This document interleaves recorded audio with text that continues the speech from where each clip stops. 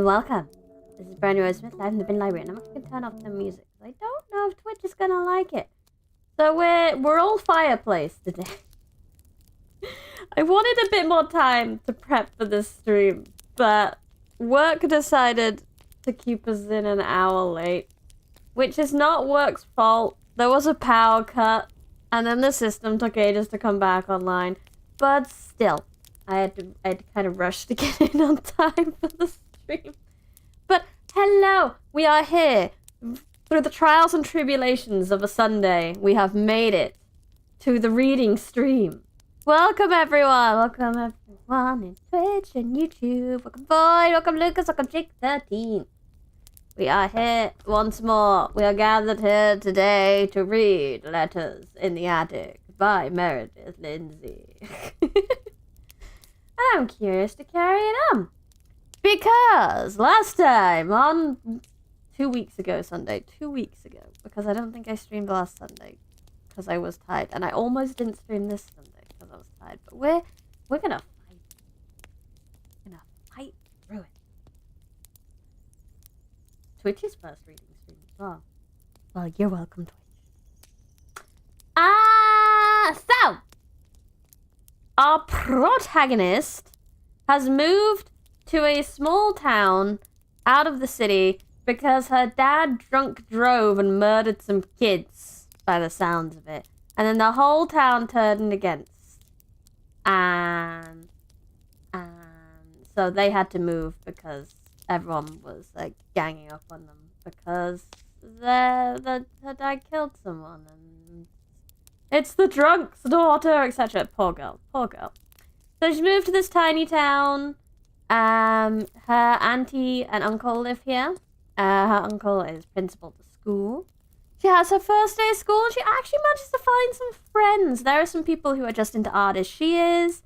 They drag her into the art club, drag her into the friend group, kicking and screaming, and friendship ensues. They have moved into this really large house at the edge of town, which is far too big for the two of them, but they kind of have to live with it.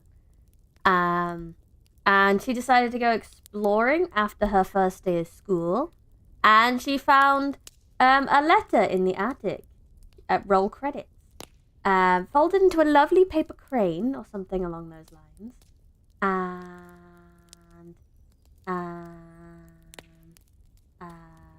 It was a love letter inside, and it made her cry, and she kept it, and she couldn't fold it back again now, because once you've unfolded it, that's how it is.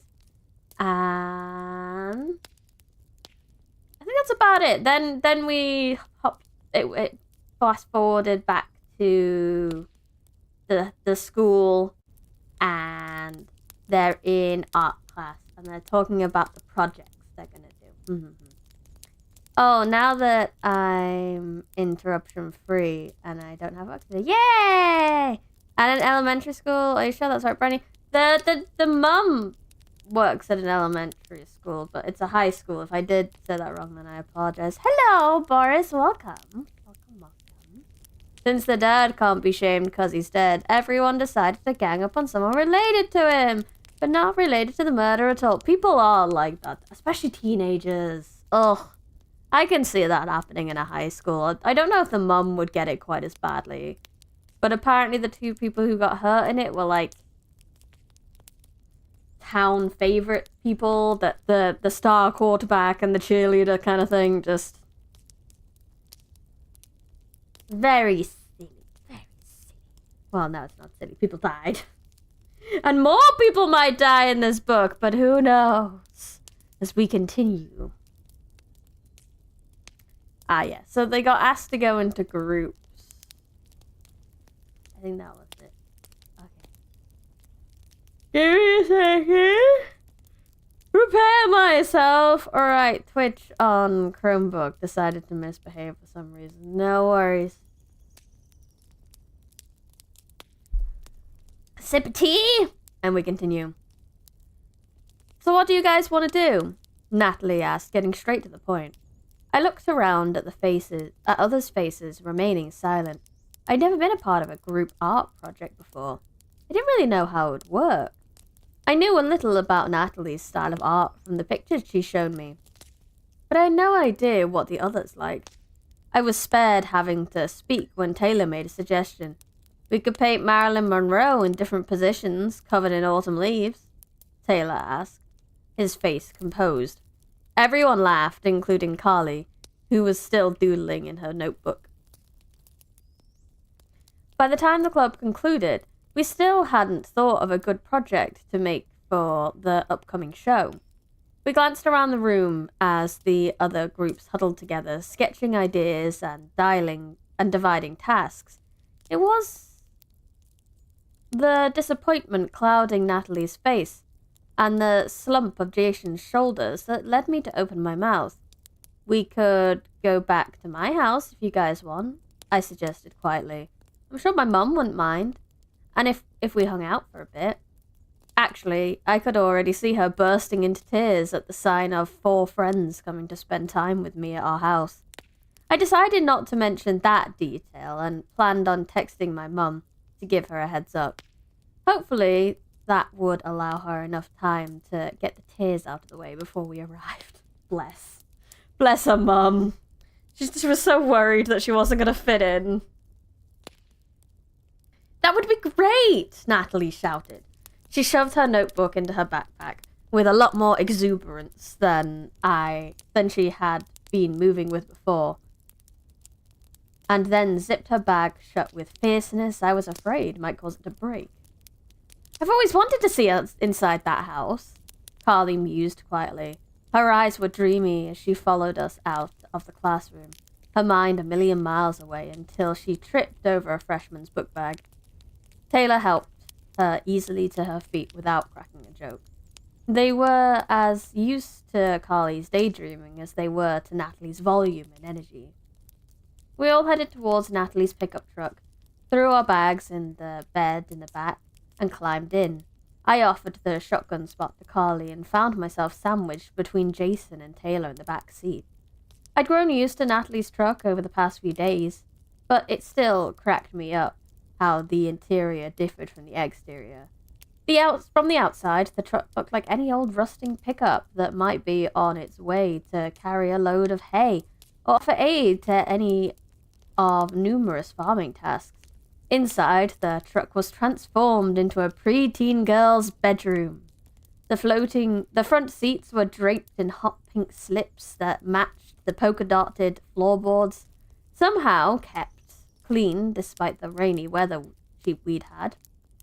The steering wheel was lined with a furry purple cover, and the equally purple rearview mirror sported an air freshener that caused the entire cab to smell like cherry blossoms.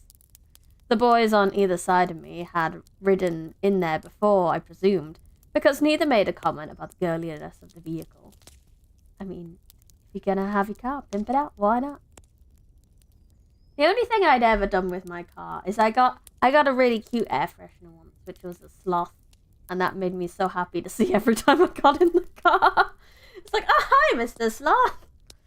Little things that make you happy. I've always wondered what your house was like on the inside too, Jason said as we pulled away from the school.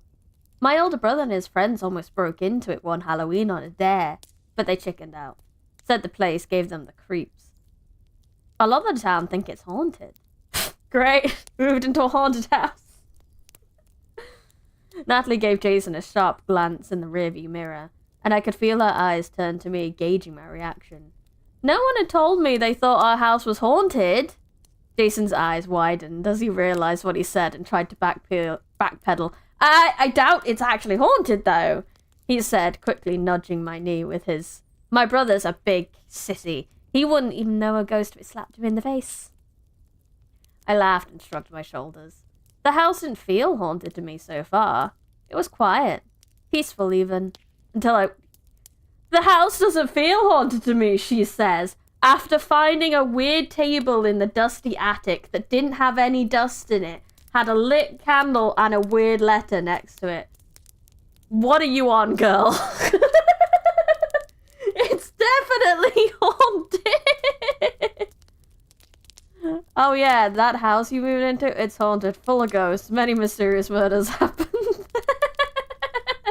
Correct. Wait, that's not normal. Jake, have you been getting love letters in your attic? Good evening, Jabba Hop. Hello, Rare Candy Guy. Welcome, welcome. There wasn't much to be done about the creaking floorboards, but that was to be expected in any old house, wasn't it? Why do people think it's haunted? I asked. Everyone turned to look at me, then shared eye contact with each other, trying to determine whether they should tell me something. No one said a word for several minutes. I don't have an attic, I think. To be fair, she's experiencing many new things that she assumes is normal. That's true. That's very true. She's struggling to catch up with life right now, let alone accepting that it is haunted. Probably. Maybe. Definitely. And my skin began to crawl at the prolonged silence. I hadn't been worried about the house being haunted before, but their refusal to answer my question was putting me on edge. What weren't they telling me? What, did someone die there? I asked, my voice hitching up, my sudden urge for an answer. Natalie laughed shakily at the boys through the rearview mirror until they joined in. Carly was staring out the passenger window, oblivious to the conversation as far as I could tell. Oh, no, of course no one died there, Natalie said unconvincingly. She cleared her throat and threw daggers at Jason for bringing it up. Someone did die there! This story made me realize I never lived anywhere with an attic. I don't think I've ever been in one. We have an attic. It's very cold. We need to board it up properly, because I'd like to be putting things in there. But currently, it's just you go up there and it's just, it's insulation. All you see is insulation and boards. And cold. Look, Jason said, finally turning to me and looking me squarely in the eyes. As far as we know, no one died there. But there's just a funny history around that house that no one seems to know the truth of. No one has lived there in 100 years, and no one knows why. People have gone and looked at it, outsiders like you, but no one could ever get close on it. You're the first family to show serious interest in the house, and we were all shocked when you actually moved in. Taylor nodded in agreement. The fact that you guys moved in just shows there's nothing wrong with it, though, he added. It's a really pretty house, and it's a shame no one has occupied it for this long. Fun fact, 2 very popular people got murdered in that house because someone drunk Yeah, they drove through the house. That, of course no one died, has the same energy as, quit saying people have died in the pit of death. It does, doesn't it? Oh. I took everything they said and thought it over. I mean, at least no one's died in my house. To my friend's knowledge, anyway. It made sense that the locals would be superstitious about a house that had been abandoned for so long. It was something to tell stories about and scare each other over the crackling of a bonfire. The best ghost stories were those that resided in the storyteller's own town. And my new house made for the perfect centerpiece. Maybe people are afraid of the house because it's surrounded by the cursed woods, Carly said, her voice low. We all looked at her, startled that she even knew what we had been talking about. Her dreamy eyes flashed back and forth, following each towering tree as we passed out of the window. The forest was getting thicker here as we drew close to my house. The cursed woods? I prompted. Apparently, it was a day for all sorts of scary stories.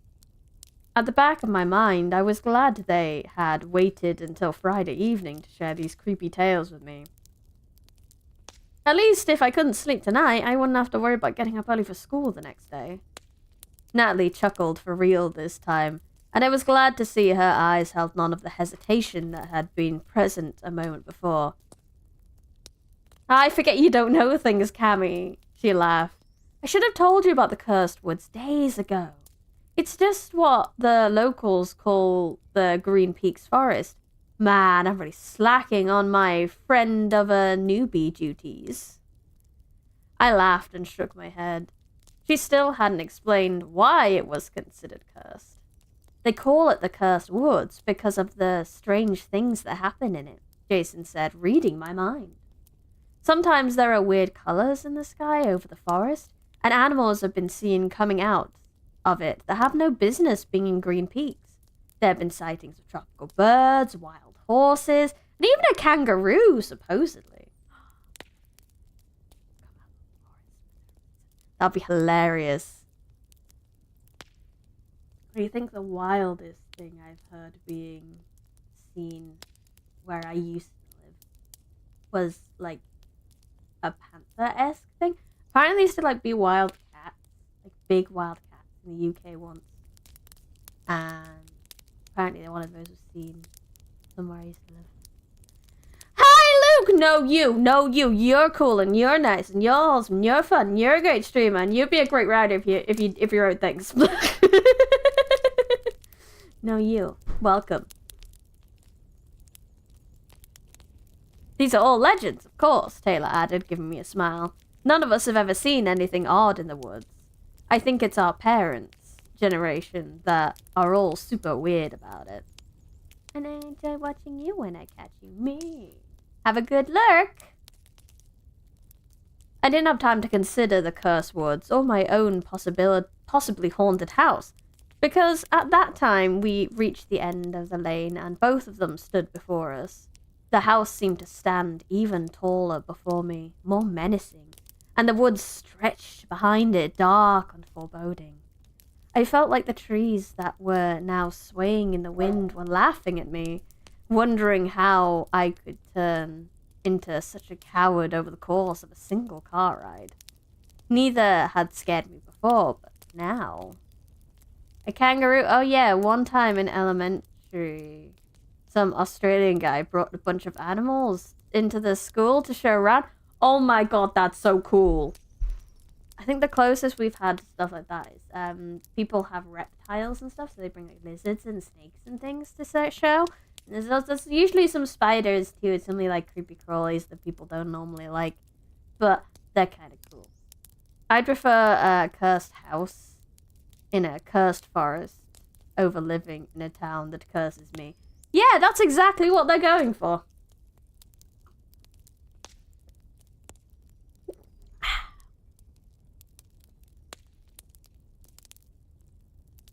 Now they were simply more interesting. My mum was waiting for us in the entry hall, and the smudged eyeliner on her face told me she'd already cried over the text I sent from the truck. I hope she could at least keep her eyes dry for the next hour while my friends are here. Come on, don't embarrass me with your crying over caring about me. It's great to see you again, Mrs. Stone, Natalie said as we entered the house. She bounded forward and gave my mother a hug, resulting in a startled choke my mum quickly turned into a greeting. She appeared to be too surprised by Natalie's animation to break out in more tears, and for that I was grateful. I introduced my other friends, who all shook hands with my mum, before letting their eyes travel the length of the room, taking in the faded wallpaper and the recently glossed floorboards. My mother announced that she had made us a snack, and we all followed her through the living room and into the kitchen, where a cheese ball and plate of crackers waited for us. We helped ourselves to crackers and cheese, and then before my mum could start interrogating them, I led my friends on a tour of the house. They were just as impressed with its grandeur and homeliness as I had been. I avoided the basement and explained the probable mold that coats its walls, but showed them every other room on the first and second stories. Relieved when we reached my room that I hadn't left in a complete mess, they all agreed the house certainly wasn't haunted after witnessing it for themselves. I breathed a little easier when they laughed the notion off. Surprised none of them talked about how hot the moment. I'm glad they didn't. As we exited my bedroom, I turned towards the attic door before stopping myself. I could show them the little room with its intriguing objects and mysterious table that somehow repelled dust, but something stopped me. I realized I didn't want to share the attic with anyone yet. As I considered the implausible theories Jason would come up with after inspecting the dustless table, I knew I'd tell them the whole story about the paper bird I found up there. I felt the weight of the note in my pocket, which I had been carrying around with me to read whenever I felt compelled to. I certainly wasn't ready to share my love letter with anyone, especially a couple of boys who would probably make fun of it and belittle the words that, for whatever reason, seemed so important to me right now. Okay, I think I finally managed to get it to work. Are you still looking for Twitch mods? Not currently. Because I don't have enough of a Twitch chat to worry, and auto Twitch mod is better than YouTube Twitch mod, so I'm not worried about Twitch mods just yet. So thank you for the offer. I will be sure to be asking on the Discord when I get to that point. Mm-hmm.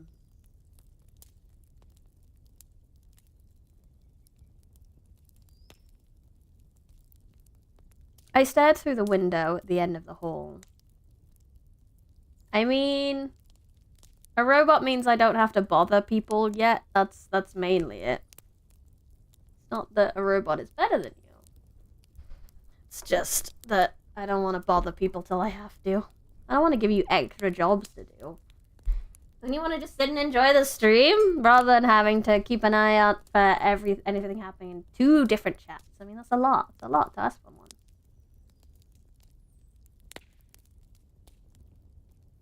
I stared through the window at the end of the hall, at the trees that were growing darker in the setting sun.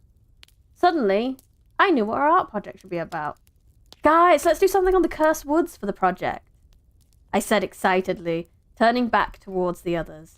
I was happy to see surprised and elated faces as they considered the thought. That's actually a really good idea, Cam, Natalie said, punching me in the shoulder. We should do something with the animals in the woods and show the trees changing colors so Miss Carrison gets her beloved fall theme. Jason and Taylor agreed, and even Carly voiced her consent. A warm glow spread through my body at having come up with an idea they all liked. It would be fun to share this experience with them, and I had the bonus of living right at the edge of the woods. I could gaze at it and work on my part of the project anytime I wanted. You know what would give us some really good inspiration? Are you using 2 devices, Void? Are you? You ever just go inside of a haunted house, Briny, due to peer pressure? No. Well, technically, yes. Actually, does theme park haunted houses count? Because I would never ever really decide to go into them. But, you know, when you're at a theme park with your family and they want to go in the haunted house and you know don't have to... Yes, that's peer pressure, right? They go in the haunted house, you can't wait outside. So you go into the haunted house and you spend the entire time clinging to your father and burying your face. That's how I survive. You're using 2 devices as well, Mahedi! Welcome. Welcome to Twitch and YouTube.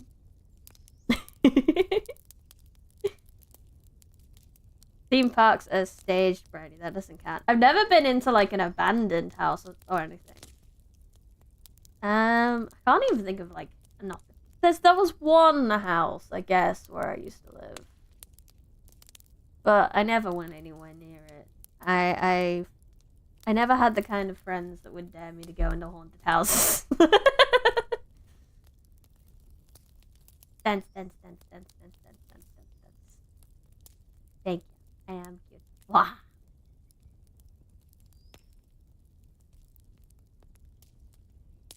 You know what would give us some really good inspiration? Jason asked, his eyes mischievous once again. I shook my head, but Taylor rolled his eyes as if he already knew. I sensed that they will ask to go into the forest. Would you go in for one for $1 million worth of tea?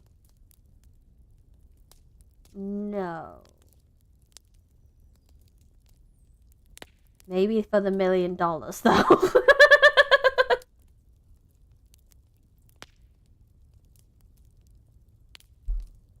So what you're saying is, Miss Brony, that you can set up redeems here, and we can have fun over there on YouTube as well. I would like to try do that. I haven't had time to like properly look into Twitch redeems and how they work, but I do plan on getting some of that sorted at some point.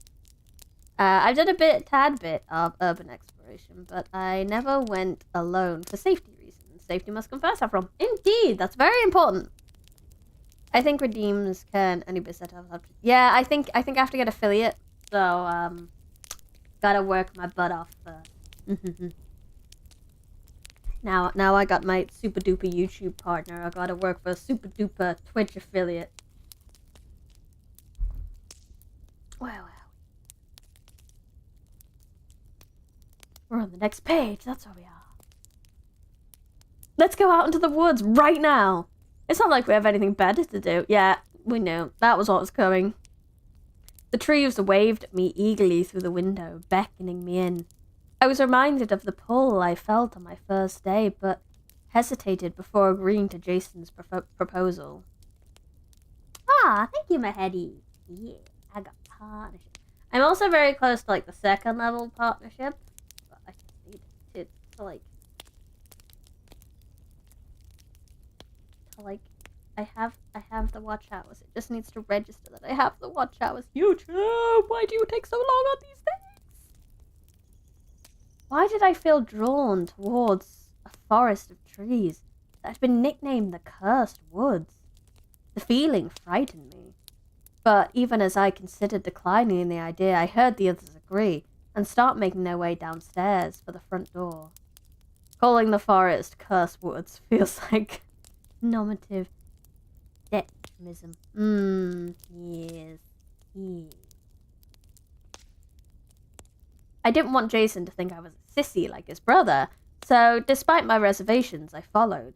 We didn't plan on going in very deep, but the sun was falling quickly below the horizon and the shadows were growing into darkness. I grabbed Natalie's arm as we entered the trees, then covered my fear by pretending the vines sprawled across the forest floor had tripped me. She smiled and slid her arm through mine, matching her pace to my hesitant crawl. I also noticed that you're gonna reach. I am gonna reach 100 books soon. It's very good. Probably reach that next month. I've read a lot more, but the problem is I don't tend to count them until I have a video up going like, hey, look, here's how I read them and here's what I thought of them. So I'm probably not far off 100 now, which is great. Exciting. Oh yeah, Bryony, speaking about monetary things, stuff is going quite well for me. Can't wait to have over 1,000. We shall see for the birthday.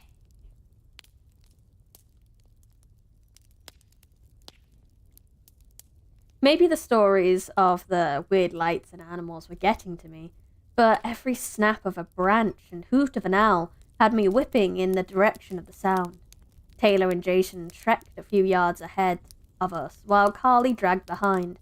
Natalie was making a habit of glancing back at her periodically, to make sure she followed us and didn't get lost. I had the itching sensation that someone was watching me. I knew it was paranoia getting the best of me, but I couldn't stop myself from glancing over my shoulder almost as often as Natalie. Not to check on our friend, but watch for a figure that didn't belong. The sun was almost completely down, and I considered getting my phone out to light our way when Jason suddenly stopped ahead of us. Do you hear something? He asked quietly. His eyes were wide as he looked around us slowly.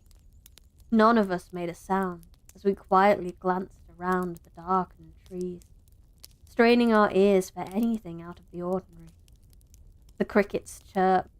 Another owl hooted. The wind whispered as it lifted the leaves in the breeze. Then I heard the crunching of footsteps approaching us from behind. Before any of us could whip around to see who the invader was, a loud voice boomed from directly behind us, silencing all the woodland creatures and momentarily stopping my heart. "What do you think you're doing here? This is my forest!" Chapter 5.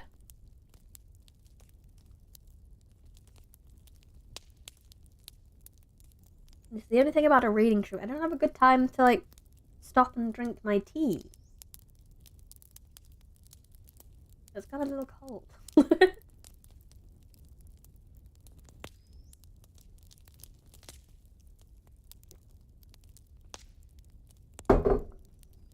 What are you doing in my swamp? Exactly, it's Shrek. It's Shrek. A chorus of shrieks filled the night. They echoed and bounced off the trees, making it sound like there were a dozen of us rather than a handful of a group we truly were. I mean, if it's private property, they should put up a sign. Exactly. What's wrong with my model? It's called drinking tea. It's called the inability to track while I am drinking tea. Despite the terror and shock my mind was thrown into, I found that I was aware of everything around me in clear detail.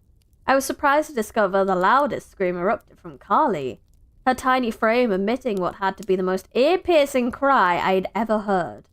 Who knew a tiny person like herself could create such a large sound? Just wait until it's a 3D model. Oh, you don't want to...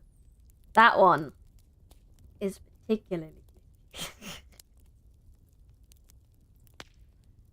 The noise coming from Jason. Oh, hello, Samantha Dana. Welcome.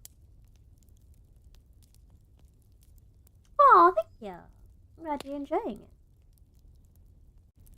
The noise coming from Jason was just as high-pitched and shrill, and a part of me knew I would laugh at the situation later. If I was alive to laugh at all, that is. My own scream was lodged in my throat, and I held my hands over my mouth as I stared at the dark form of our assailant in wide-eyed silence. I bet Brownie would look a lot sassier in a 3D model. Maybe. The sudden blaze of a flashlight forced me to squint as the figure closed the remaining distance between us. Natalie squeezed my arm in anticipation, and I squeezed hers back.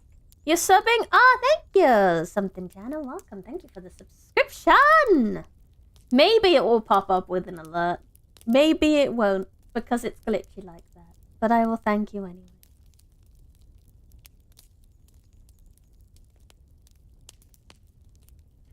I squeezed us back, calculating whether we should run or try to swarm the stranger all at once. There was only one flashlight, which meant we had them outnumbered 5-1. Why didn't it pop up? Because YouTube's silly like that sometimes. It's just very glitchy. Good old YouTube. A voice in my head whispered that there could be more of them waiting in the dark trees, though. And who knew what kind of weapons they might hold? I hushed the voice and tried to concentrate. As the echoes of my friend's screams died away, a laugh erupted in front of us. It was a tone I immediately recognized, and the scent of the man's cologne washed over me as he drew nearer, allowing me to release a sigh of relief. I didn't need to see his face to know who had snuck up on us. Uncle Peter! Don't worry, I'd be listening to the book. Yeah. Glad you enjoyed. I shouted hoarsely, finally locating my voice. I dropped my arms from Natalie's hold and crossed them squarely over my chest. My uncle was close enough now to make out the dark green jacket he had worn to help us unpack, and the short strands of his brown hair caught the glow from the flashlight as he tipped his head back to laugh even louder. Uncle Peter Parker, Peter Gryffindor, Peter Principal Man. He is also the school principal. My friend's eyes adjusted to the beam of light, as mine had, and it took them only a moment to recognize him. Wait, Mo? Jason yelped, his voice still high and alarmed. I suppressed a giggle as he coughed and forced his vocal cords to go deeper. What are you doing out here? Hello, Tuna, Peter Parker? No! Peter, the school principal! And her uncle. Although that would be a twist, wouldn't it? Oh no, Uncle Peter's dead. Ben, you need to become Spider-Man! Peter stopped laughing and brought the flashlight up to his chin, illuminating his suddenly serious face. The lights turned his skin a ghastly shade of orange and transformed him into something sinister. I was following the children, he breathed, his voice scratchy and ominous, in the now quiet clearing. His words hung in the darkness for a moment, undisturbed, before I broke apart from the group and shoved him lightly. The flashlight caught his emerging grin of straight white teeth before being redirected to the trees that led the way back towards the house. Really, kids, it's too dark for you to be out there, Peter said finally, all joking aside. And where is your jacket, young lady? He looked at my bare arms sternly. I was about to pop off and accuse him of being as overbearing as my mother, but then a cold breeze blew through, causing me to shiver. I admitted I probably should have worn a jacket this late in the evening.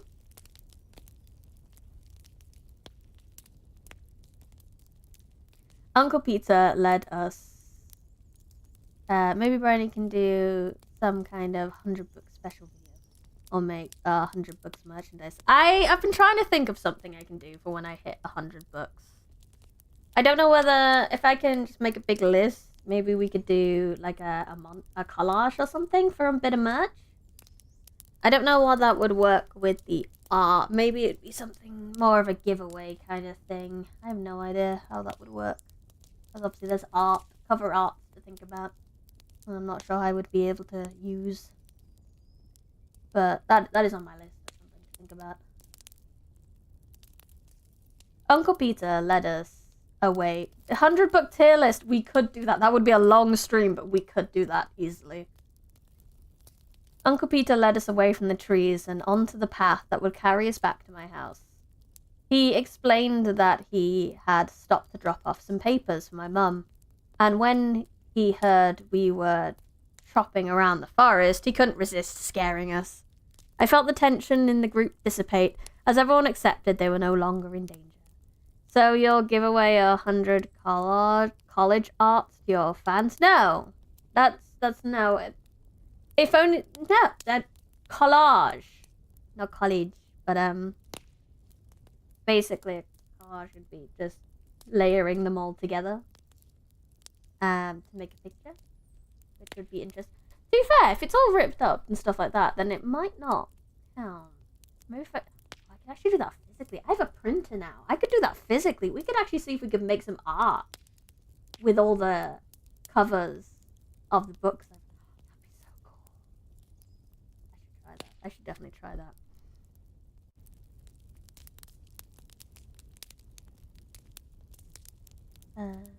Jason and Taylor joked with my uncle, and Natalie and Carly replayed the scene, Carly's face as red as she thought about how loudly she had screamed. Everything was as it should be. Our mysterious stalker was revealed to be my harmless uncle, and my friends were back to their joking selves as we prepared to exit the cursed woods. Why then did I still feel like I was being watched? If the choice is between don't make art and make art, always choose make art. Correct! Probably really cool. I've got some my brain is starting to come up with some cool things. I'm excited to try that now. But I do have to get to 100 first. And probably get more printing. But you know, it'll be worth it. We reached the end of the trees, and the rest of them continued on ahead towards the welcoming lights shining from the house. I stayed behind and turned my gaze back into the depths of the forest. It was too dark now to make out anything but the first few rows of trees. The moon shone brightly overhead, illuminating the clearing of my backyard, but the canopy of the woods was still too thick for it to penetrate. Still, it felt like something was waiting in the darkness, just beyond the moonlight's reach. "Coming, Cammy?" Uncle Peter called. They were almost to the house now, and had just realized I wasn't in their midst. I nodded my head, but wasn't sure if they could see the motion in the night. "Coming!" I called back. I shook off the paranoia, accrediting it to the stories of the haunted house, cursed forests, and the most recent scare from my uncle.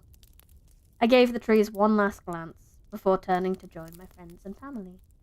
Or maybe a short Forbidden Library book about your life in the Forbidden Library, or maybe it could be called I Spent 100 Days in the Forbidden Library. That would be a lot of work. I mean, that could potentially be the short story for that month, maybe. But I don't think I could write a whole book for it. The next school week passed uneventfully.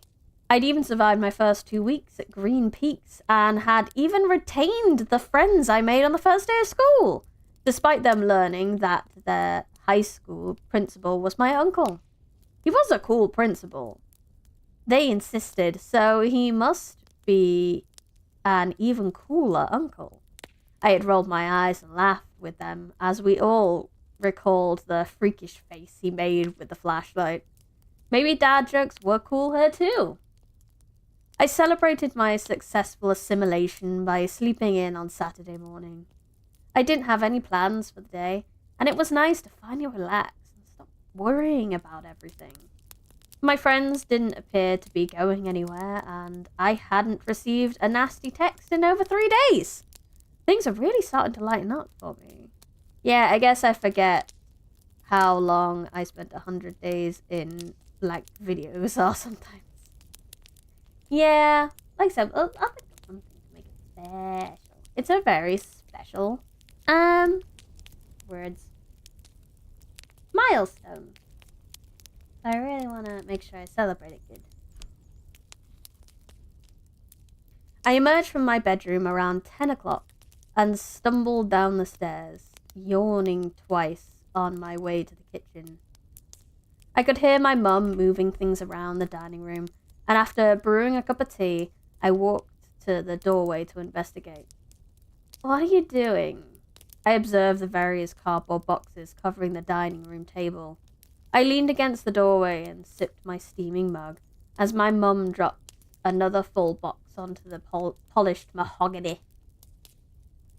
"That's the last of it," she stated. Sweat shone on her neck and forehead, sticking her long dark bangs. She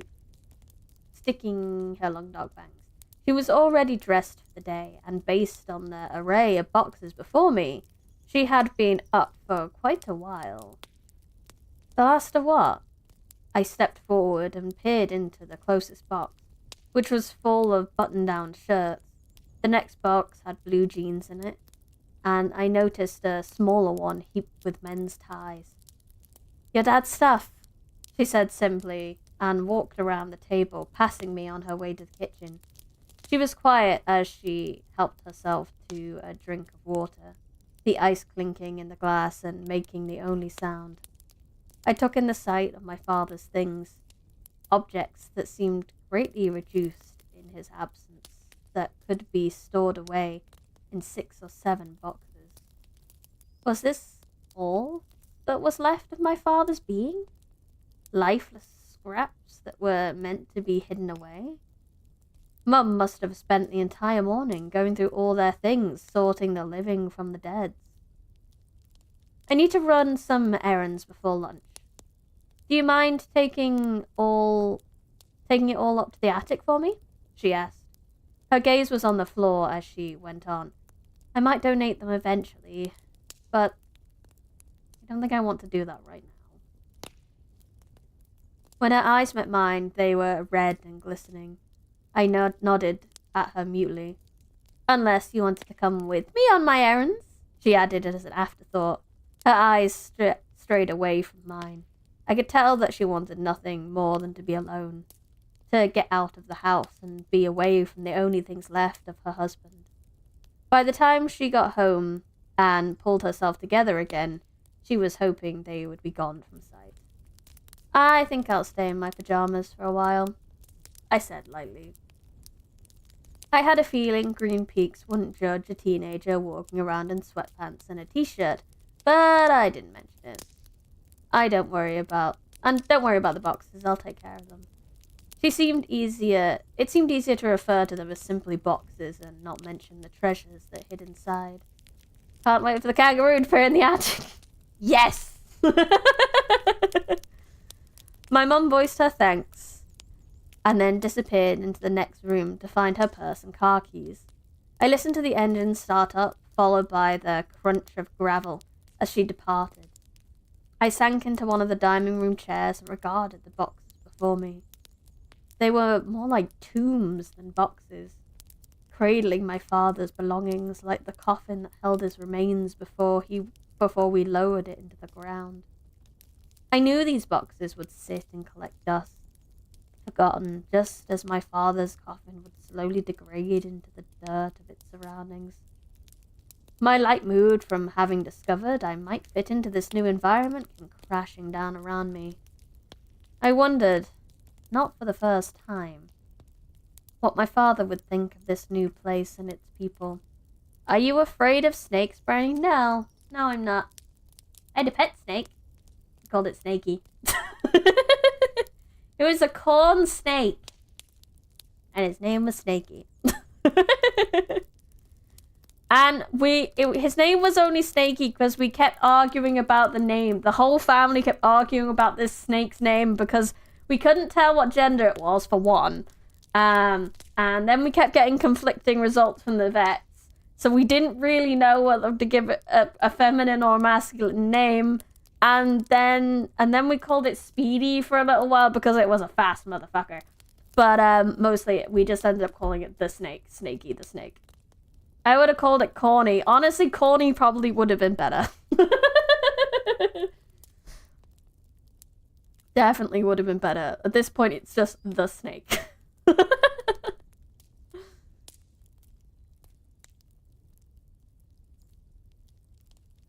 He never cared too much for my uncle, saying he was too stuck up to respect our family, but he tolerated my aunt for my mother's sake.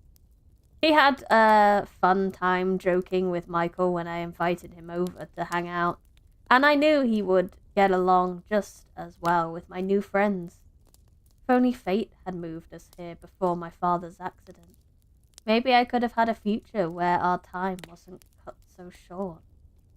I took my time rinsing out the empty mug and set it carefully on the rack to dry. I knew I couldn't put off moving my father's things too long. I at least needed them to be gone before my mother returned. And I didn't know how long she should take. Because my puns are corny, like a corn snake. Yes. Where's my button? Is it gonna work? Not today. Wait a minute, I'm gonna make it work. 1 second. Very important. We need the button. The button's very important. There we go! Yeah! Very important.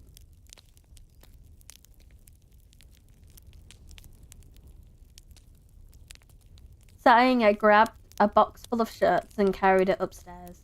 My feet kicked up more dust as I ascended the steps to the attic, and I made a mental note to clean them off later. We might not go. Hello,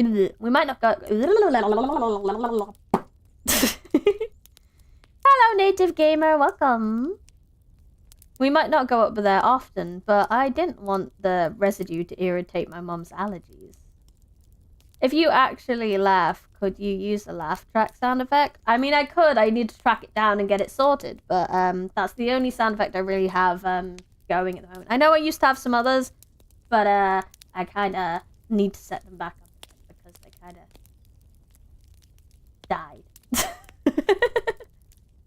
Inside the attic, I flipped the switch up, even though the rays streaming through the grimy window offered plenty of sunlight to see. Make it an 80s laugh track. I should. Perfect. The yellow glow from the bulb added an eerie coloring to the already strange collection of objects. I scooted the box of glassware with my foot, making room to set my father's shirts down. I then moved a few other objects, creating a space large enough to hold all my father's other belongings. Somehow it seemed like they should all stay together. It took me about 5 trips of walking up and down the stairs to transfer all the boxes into their new home.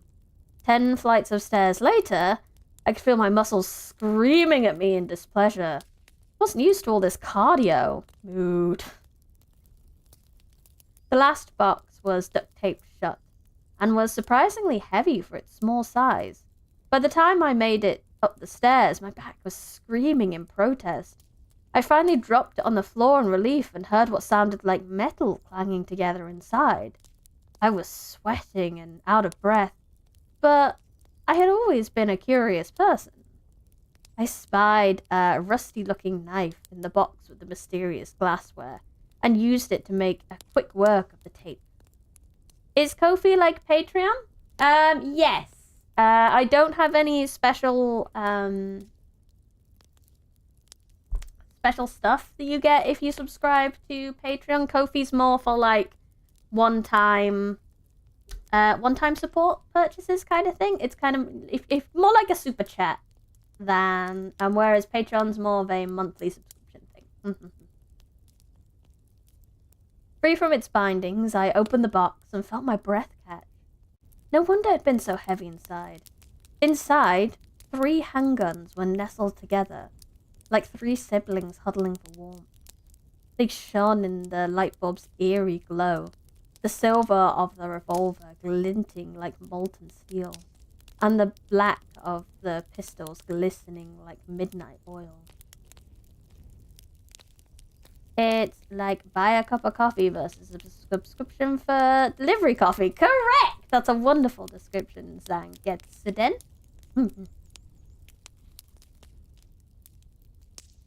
The rest of the box was occupied by sleeves of ammunition, golden bullets that seemed innocent without my father's hands to load them. It seemed like a lifetime ago that my father drove me out into the country and set up a target to teach me how to shoot. It was our little secret, he said, because I knew very well how Mum felt about guns. But one day I might need to defend myself, and he said it was his duty as a father to make sure I knew how. Kofi is like Patreon, except it doesn't have the 15k limit, and they don't tax you as much. So if your bank doesn't scream at you, you could, in theory, give 16k to Bryony. You definitely shouldn't do that, though. Unless you happen to have it spare.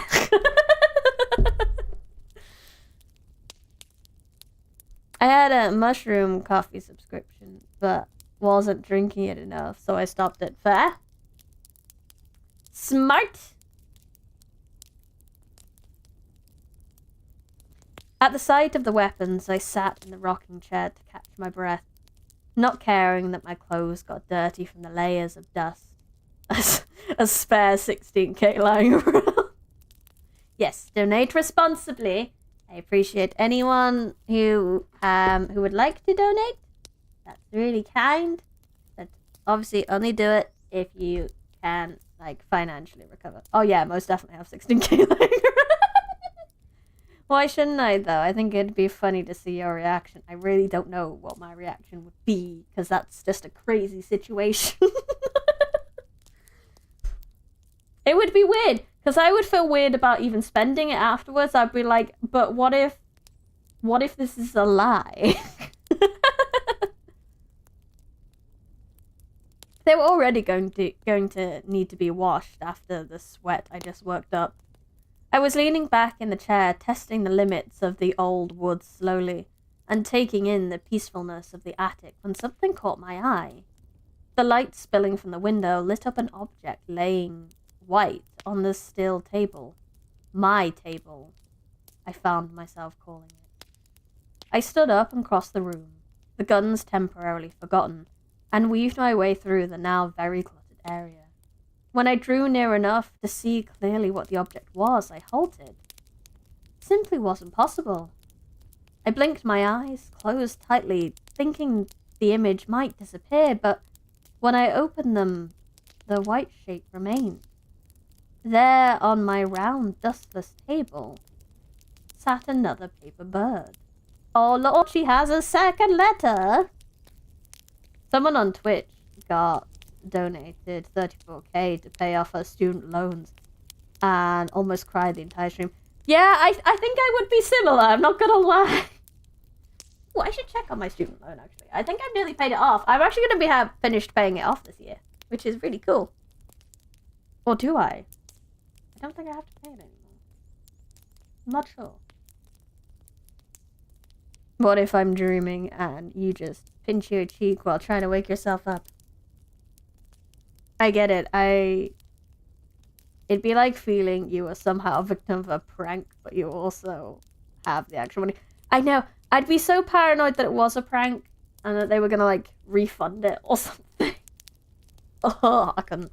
Even though they're technically non-refundable. As far as I know, you can technically fight that. But still, it would feel weird. How did you get here? I thought wildly. The letter I found over a week ago was right where I left it in my bedroom. I remembered seeing it on the nightstand this morning before getting out of bed. Even if it was somehow the same letter, nothing could explain how it had become folded again, and then returned to the attic while my back was turned. Was it possible there had been 2 letters the first day I found in the attic? Maybe I just missed one. Even as I considered the thought, I knew it was a lie. I could remember the details of my table, with its candle, pencil, and lone paper bird very clearly. There had certainly only been one. I still have student loans, of course I do. Student loans don't disappear, of course I do. But no, I think I remember I got a letter at the start of the year that said I will be paying, like, I'm getting to the end of it, so they will be gone by the end of the year. Well, it can be bad for the streamer if they donate as a prank and pull their money back. It can be incredibly bad, and I'm incredibly paranoid about it. But yes, it is bad, and you don't have to fight it. I gingerly picked up the new bird, testing the weight of it in my hands. It was warm from the sunlight streaming in through the window. I glanced back at the attic door, standing half open. The knowledge that I was home alone in this big new house gave me a chill for the first time since moving here. Maybe I should have left it. Just dropped the bird and exited the attic, never to return unless absolutely necessary. But what could be the harm in opening it? I could see the ink that bled through the paper, adorning the bird in places of its typical feathers. I ran my thumbs over it, knowing that I wanted to read. I took a deep breath and unraveled the letter. Hello again, my darling. It has truly been too long. I thought I could stay away from you, but the challenge was just too great. I know that you cherished my words, and I wonder if you'll cherish a few more. Please believe me when I say you are no ordinary girl. I can feel your spirit like a lost kindred soul. It calls to me, despite our distance, and I cannot ignore its summons. These words, though not enough, are all I can give you in answer. I will continue to write, as long as you are there to read. Every night, sweet girl, you can expect another bird. May their wings give flight to the feelings I can no longer contain. Love, Z. I won't do that, though. I have heard of people screwing with people's emotions doing that. Yeah, it's a bit nasty doing that. I dropped the letter on the table with a gasp, as if it had burned me. Swinging around towards the door, I half expected someone to be standing there waiting for me, but it was empty and dark. The doorway revealed nothing but dusty stairs. I could hear myself wheezing as I tried to force air into my lungs, knowing in a small part of my brain that I was hyperventilating and needed to calm down. I couldn't calm down, though, not in light of the mystery that had presented itself before me. Was someone breaking into the house and leaving these letters? It was the only explanation that made sense. They could have dusted the table off and left the bird in the only clean area. That would explain why everything was coated in dust except them. But my mind jumped back to the image of the dust-covered staircase the first time I opened the door. There were no footprints in the dirt until I climbed the stairs and disturbed it. Unless the intruder had literally flown up the stairs. They couldn't possibly have left the steps clean and untouched. Maybe the house was actually haunted. I tried to remember everything I knew about ghosts, but even if I did believe in their existence, I'd never heard of one having the ability to write a letter before, let alone fold that into a perfect piece of origami. None of it made sense. I glanced down at the letter again, finally gaining control of my breath. Maybe I should have been less concerned with how these letters were arriving in the attic, and more interested in why. They were left for me. Someone knew that I had read the first one, loved it enough to carry it around with me, and decided to write me a second. There was a stranger that had feelings for me and didn't even know if they were alive or dead. Maybe the Z stands for zombie, I thought absently. A smile broke across my face, and I quickly covered it with my hand. I was obviously growing delirious. No part of this was funny, but as I tried to convince myself of the seriousness of my situation, a few giggles escaped from behind my hand. Within moments, I'd collapsed into a full-blown laughing fit. I was a teenage girl laughing by myself in a haunted 100-year-old attic with 2 love letters in my possession, written by a possible stalker or ghost. Or possibly a stalking ghost! What a mess. Cammy! My mum's voice called from downstairs, in the midst of my hysteria. I had failed to hear the front door slam. What I like doing in stories like this is thinking to myself, what if it were me? I don't think I would fall in love with a zombie doll. Yeah, that's fair. She doesn't know what it is, though. Might be a zombie, might not be a zombie. Making a split decision, I folded the letter up and shoved it in the pocket of my sweatpants. If my mother decided to go through my father's things again, I didn't want to risk her stumbling upon it. If I was smart, maybe I would share the letters with my mum and voice the concern I was feeling over what they might mean. Then again, if I was smart, I wouldn't be planning to stay up that night and trying to catch the letter writer in the act.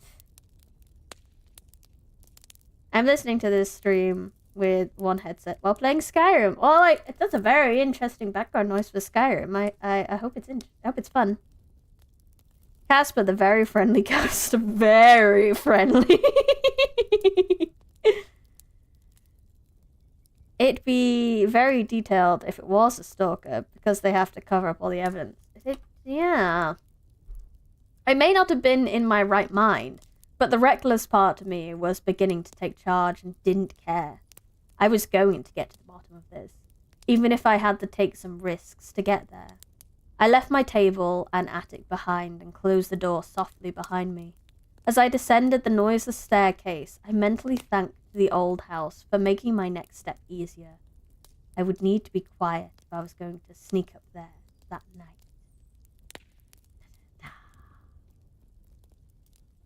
Exciting. What is she gonna catch? Is it gonna be a zombie? Or a ghost? Or a witch? I don't know. I'm gonna drink first. I'm gonna have some hydration. Keep that throat wet. Chapter 6. In the dark of the thickening night, my eyes strained to make out the words of my most recent letter. There was just enough moonlight filtering through the dirty attic window for me to read the last lines. Every night, sweet girl, you can expect another bird. May their wings give flight to the feelings I can no longer contain. If I took the letter writer at his word, then my next letter would arrive tonight. My chest was already filled with bubbles of anticipation. Butterflies were setting in from excitement or maybe downright terror. My mind was in too much of a whirlwind to try figure out which. I didn't know how early or late the letter would be delivered. So I told my mother I was going to bed early, feigning a headache that warranted immediate rest. My mum had been quiet since her return from town, barely speaking 2 words at lunch and dinner, and she didn't question my motives. In her dejected state, she would probably be going to bed soon after me. A witch? The intrusive thoughts pop up. I promised I would not say that witch's name again. Do not invoke her name. Do not invoke it. Despite my mother's preoccupation, I went ahead and made a show of getting ready in the bathroom, before not quite stomping back to my bedroom. I knew she could follow the sound of my footsteps overhead, and I hopped on my tiptoes that succeeded them to the attic were inconspicuous in comparison. So I sat, wedged behind an old dresser and a stack of boxes that concealed me from most of the room.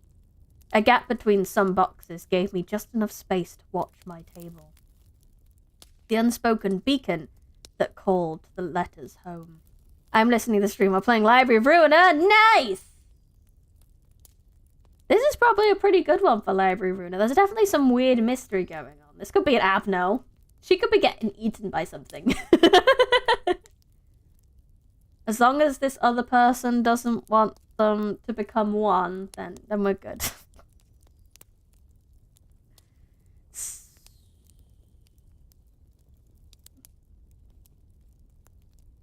I was confident that I could remain hidden from whatever person or being was leaving the precious birds. You're playing Fallout right now? Nice. But I still hadn't fully worked out what I would do once I discovered their identity. I had one of the pistols loaded, ready at my side, but I didn't trust myself to hold it in case I got too jumpy. I clutched a heavy flashlight in my hand, knowing it could do just as well as a weapon if need be. The gun would stay in its place on the floor all night if things went my way. In all honesty, I didn't have a clue what to expect from my night's excursion. I wanted to know who was leaving the letters and how they were managing to do it in a house like ours. If the previous 2 notes had been delivered at night, I didn't see any possible way they could have walked through our entire house without either my mum or myself hearing them. Our house was loud, especially on the main staircase, and both of us were very light sleepers. Not to mention that we lived in the middle of nowhere. Our closest neighbor stationed at least a mile away. We should have heard a car engine outside the window or some means of transport to carry them all the way here. The more I thought about the mystery, the more I itched to uncover it. The soft glow from my watch told me it was 10 o'clock. I'd been hiding in my corner for an hour, but my limbs were already turning stiff. My bottom sore from sitting on the hard attic floor. I wrapped my arms around my knees and gritted my teeth. I was determined to see this through. Around 11, my eyelids turned into cement, gaining hundreds of pounds in weight and becoming nearly impossible to keep them up. I fought to hold them open, even using my fingers to try and prevent them from closing, but it was a losing battle. My sleepless, worried-filled nights were catching up to me. Library of Ruined Kid. Miss Bry, there's a big red muscular spiky thing in the closet. Bry, I hope I get paid in fish for this. What do you mean there's nothing there, even though the Abno was clearly in the closet?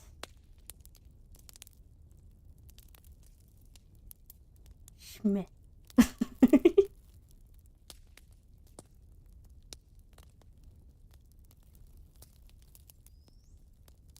A distant creak broke the silence, and my eyes flew open, alerting me to the fact that I had nodded off. I noticed absently that my watch read midnight. The moon had risen high in the sky and seemed to be perched right outside the window, with all the light offered the room. With the help of the clear night sky and my eyes, which adjusted to the darkness hours ago, I could make out all the shapes of the attic clearly. The grandfather clock stood across the room, as silent as ever, the rocking chair sitting immobile beside it. Everything seemed to be in order. Everything seemed to be in the order I had left it in, and the door I had come through remained closed. What had woken me? My eyes were drawn to the smooth, undisturbed table at the window right above it, which had apparently opened of its own accord. It gaped half open, like the room had opened its mouth to grin, taunting me. I stared at the smirking window and felt a warm September breeze swirl around me. I was still frozen in place when I saw a white object fly through the window, hover in place by its two fluttering wings, and then land in the middle of the table. My next bird. My letter, delivered right on time. I silently screamed at myself to move, to see who was outside the window, but my body was anchored in place. I sat motionless as the glass slid slowly shut, barely making a sound as it clicked back into place. When I could finally move, I raced to the spot as quickly as I could without disturbing any of the items that would inevitably make a crash loud enough to wake my mother. As discreetly as possible, I peered out the window at the ground below. The grass in the backyard was clear, revealing no trespassers or mysterious letter writers. The edge of the forest stood 100 yards away, creating a barrier between the moonlit grass and the shadows within the trees, separating the known from the unknown. Any manner of person or creature could have escaped into its depths, and I had missed them. I shook my head in dismay. No, I thought, there's no way someone could have been outside this window. I considered the evidence before me, trying to coax my thoughts back towards reason. I was on the 3rd floor of a very old house that creaked and groaned simply from walking around inside, let alone someone who tried to scale the roof on the outside. I definitely would have heard it if someone had been above me. Alright, you haven't got to the Alf Abno yet. I'll tell you the joke when you actually encounter the Abno. Yes, you should, because I have no idea what you're on about. Not to mention, there's no perch for someone to stand on the open window. My subconscious reminded me. Even if there had been something to stand on, that didn't explain the way the bird flew through the opening, hovered in place, and then settled on its spot on the table, almost alive. A person couldn't do that. Cautiously, I poked the paper bird a few times, holding my flashlight up in case I needed to smash it, like a bug. My subconscious smirked, but the bird stayed dormant on the table, showing no signs of taking flight again. The idea that the house might be haunted was gaining authority in my head. Was I losing my mind? None of this was possible. I refused to believe that a ghost was at work here. Besides, why would a ghost send a letter from outside? If they were haunting the house, wouldn't they already be inside? Maybe I had suffered from too much anxiety since losing my father. Maybe my mind was finally starting to crack. A 3-story house, that's something I really want. Oh, Bray. Maid Butler's pipe dream? What do you mean? Do you mean I dream of having a maid or butler? Probably not. I don't understand. I'm guessing a gas leak, maybe. There was one thing I couldn't deny, though. The letter that waited before me was a real and tangible thing, regardless of how it had appeared. I picked the bird up and could just glimpse the outline words decorating the paper. I considered opening it there, but the light from the window, encompassed by the darkness of the attic, made me feel too exposed. I stepped back from the pool of moonlight, out of the sight of any watcher's eyes. I didn't know if the letter writer had stuck around, but now that I had their token in my possession, I felt the sudden urge to get out of the attic. I tiptoed back to my room as quietly as I had come and eased the door shut behind me.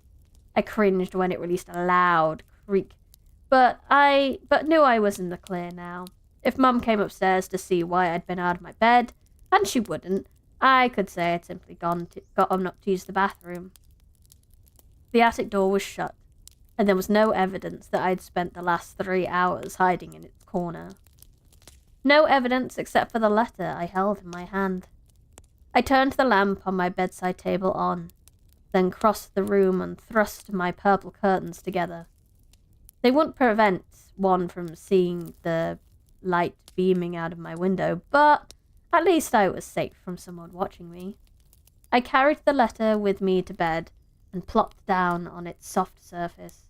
The mattress was heavenly for my sore muscles, and a part of me wanted to just close my eyes and sleep and forget about the whole endeavor in the attic.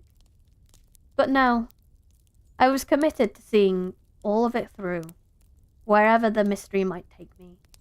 The wings of the bird opened easily, revealing its master's beautiful curling words.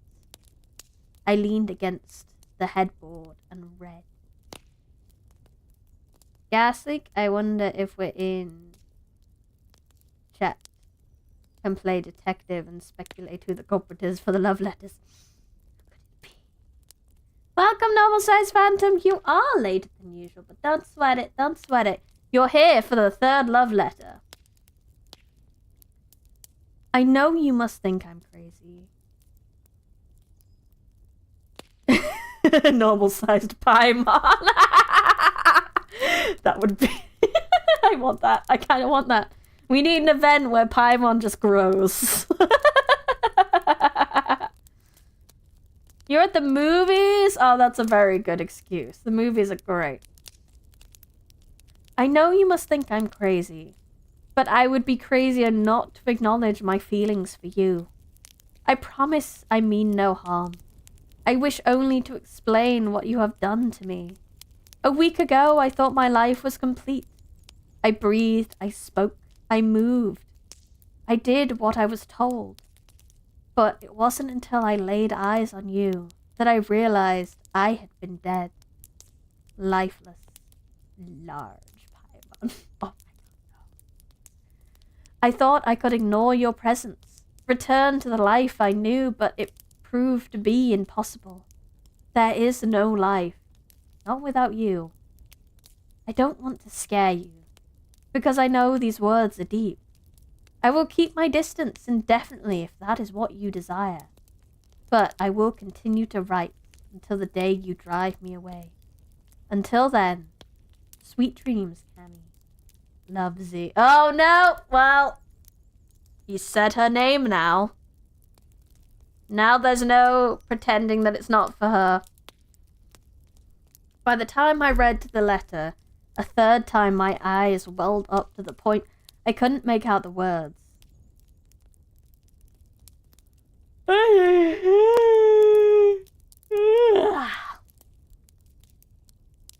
I could still feel them, though.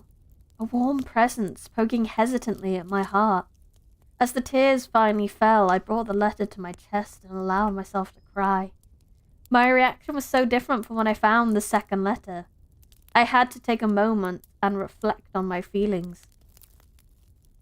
The emotions that were racking my body and leaving my mind so blank. I had been such an emotional wreck lately. It was hard for me to know where to start. I wasn't hyperventilating and freaking out like the last one. I wasn't terrified that I was about to be attacked. Okay, maybe closing the curtains proved I was a tiny bit afraid. Discovering the second letter had thrown me off guard, but this one I had been expecting. I had waited up all night just to receive it. I thought back to when I found the first letter. The first bird. Even though I'd believed it to be 100 years old. And the writer long dead. I had been slightly jealous of the girl he wrote it to. I'd wanted that to be... Yes, apologies, Japanese person? Nihongo. English, please. Can we get some of this in Google Translate? One second.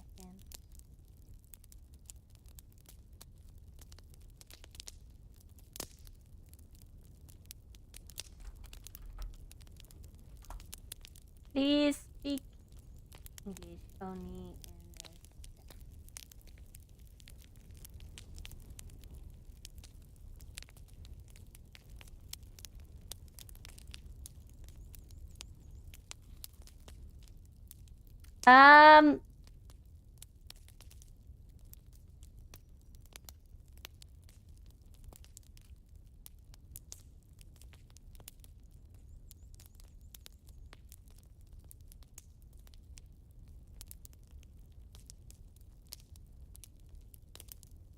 Just trying to get some of this.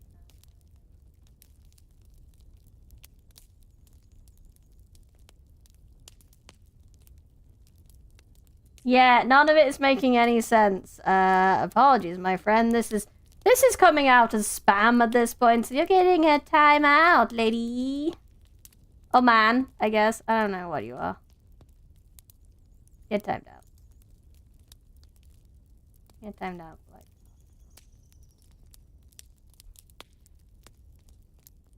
Yep, no idea what that was. None of the messages made any sense. Okay, back to the story.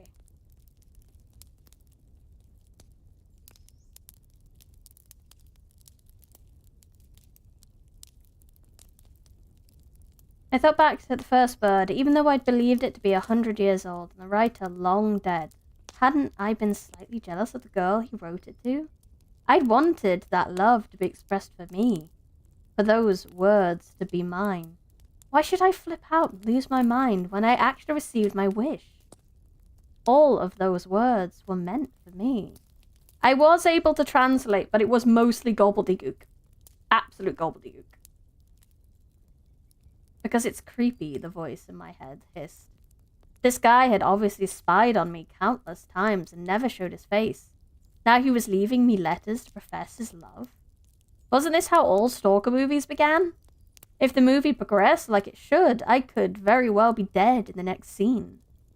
He says he means you no harm. Oh yeah, like I should believe that. The guy that offers free candy to kids probably has a very innocent smile on his face before stuffing them into his kidnapper's van, and they're never seen again. Why should I trust anything the Z person wrote to me? Because you want to. I realized I'd finally landed on the truth. I really did want to believe it. All of it. Because the part of me that had been bullied, treated like trash, and abandoned by my father desperately wanted to believe that someone in this world truly thought I was special. That someone could look at me and be amazed by what they saw. Isn't that what all girls wanted? To be loved? Pretty much. There was still so much left unexplained, though. Even if I could trust the words were true, and the letter writer posed no threat to me, I still didn't understand how they were accomplished. The unbelievable acts I'd witnessed. How had the window been opened on its own? How had and how on earth had the bird been made to fly through it?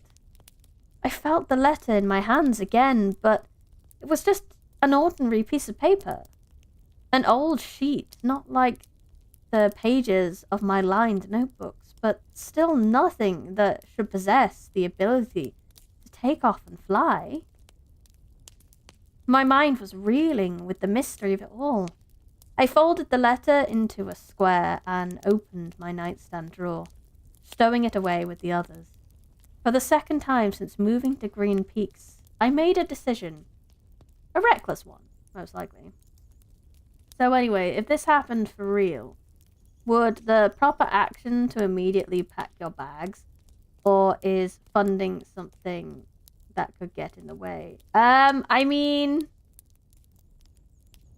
if this actually happened, well, she's a teenager. She has no agency on whether she moves or not, so that's one of the things that gets in the way for her.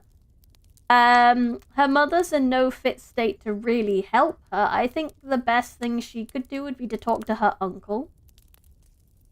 I think her mum's got a lot on her plate and might not be able to support her very well, whereas the uncle might make a more level-headed decision on it and might be able to help them move away if necessary. I didn't care if it was stupid, or if I was playing right into the hands of the famous stalker movie I seem to have found myself caught in. I was going to write the lines that made up the next scene, and take my fate into my own hands. The message from that person weren't very nice, according to Deep Elwood. Yeah, I don't know. I turned the light off and allowed the darkness to embrace me.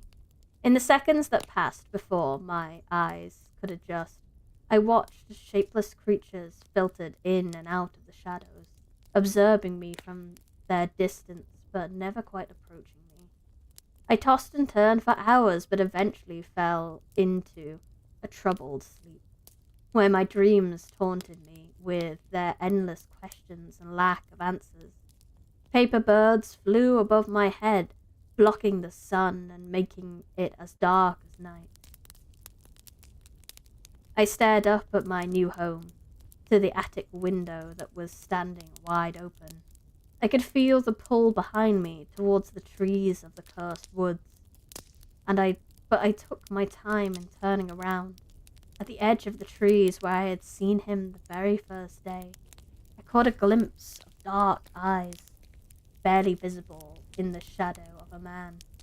Then the figure shifted, disappearing into the trees once more. Oh, I need some hydration. 1 second.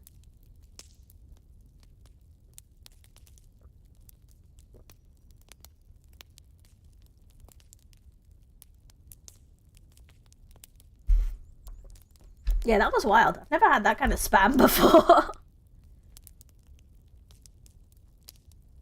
Get something new every day. But today, it's chapter 7. Chapter 7. We're 20% of the way through this book already. We're flying through. Last night's dreams left me drained and on edge. I don't think it was the dream, sweetie. I think it's the fact that you stayed up until, like, midnight in the attic. That is what left you drained and on edge. My body seemed to have gained 100 pounds of weight overnight. Or at least it felt that way with the effort required to move my limbs. I could see the light filtering through my eyelids, suggesting it was at least late morning, but my eyes were glued shut. It wasn't until my cell phone began to ring that I even thought about moving. I let a loud moan escape. When did I set my ringer volume so loud? And why did my nightstand have to be so far away? I crawled across the bed and grasped at the table blindly, sighing when I finally got my hand on my phone. Not bothering to open my eyes to see who it was, I hit the button to answer the call. Now that's a mistake. Hello? I yawned as I waited for a response.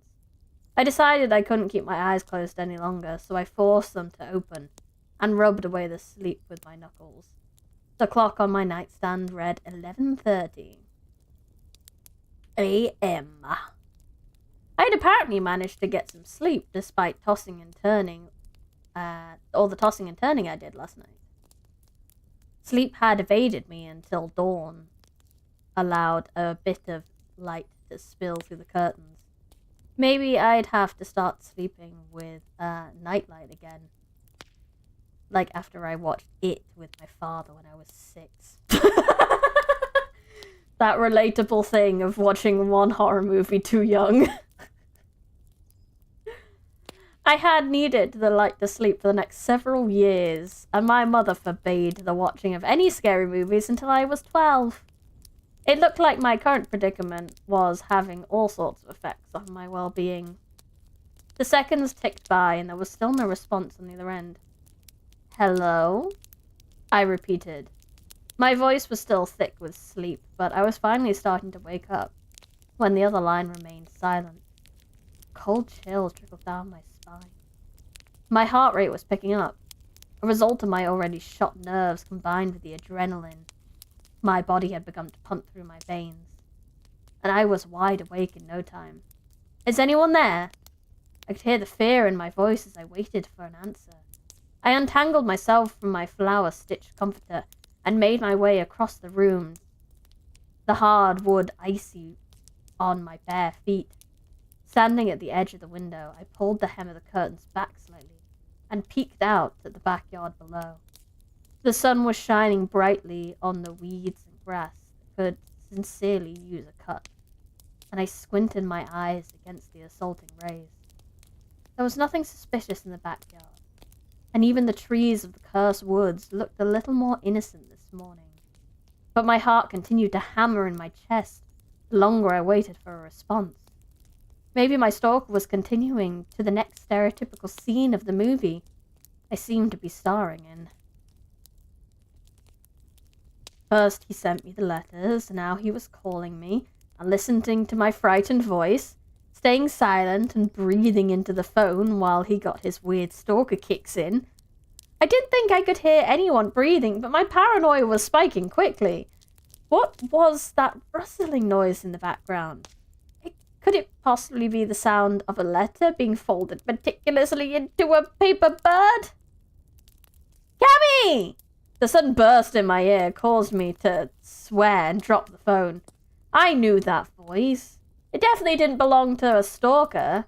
I scrambled to pick up the phone, my heart still beating a mile a minute. "I'm so sorry," Natalie was going on. "I called you and then I had to drop the phone and chase my little sister around the house." She sighed, and I could almost hear her eyes rolling in her head. "What's up, girl?" I closed my eyes and breathed, trying to compose myself before answering. I didn't know how to perceive how my new friend might be, but I didn't want her to know how freaked out I'd been. I wasn't ready to talk to anyone about my situation yet. Imagine being scared of a Chucky commercial to the point that you would beg your mum to never flip that channel while you're in the house. I can understand that. A hip-hop song in the 90s gave me nightmares because of the bloody screams and stabbing noises. Oh, that's scary. Oh, and yeah, said Chucky commercial made people afraid of dolls. That makes sense. Good old Chucky. To be fair, I hate horror commercials, horror adverts, the worst. Because, like, they come on and I'm like, bro, I did not consent to being scared right now. I literally turn away or, like, cover my face or something like that. Because, like, bro, I did not consent to horror right now. It needs to be the right time. Preferably in the morning when it's nice and sunny outside. That's when I'm okay for horror. Any other time can get fucked.